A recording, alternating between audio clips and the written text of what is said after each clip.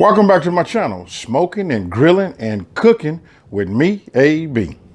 In today's video recipe, I'm going to show you how to make crispy chicken wings. And guess what? We're using an air fryer.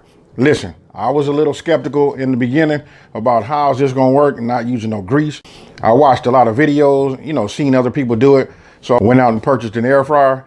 You know what? To just try it and do it myself. This is going to show you how I did it, but I got to tell you this.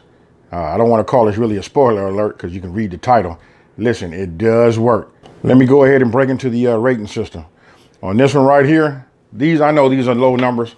A guy has his own channel. His name is Meathead. He asked a hard question. He asked me, when am I going to make something, with a higher number, like maybe a 10 or a 9. And he also asked me, what do I consider that, what will be a 10 or a 9. Meathead, I got something for you, buddy. So, to go ahead and give this a number, I'm going to go ahead and use my rating system. My rating system works like this, from 1 to 10, 10 being the most difficult. We're going to go ahead and give this a 3 or a 4. Let's go with a 3. This is easy. You batter your chicken. Once you put your flour and your seasoning on it, you put it in the air fryer. Once it's in the air fryer, you set it. You come back after halfway cooking it.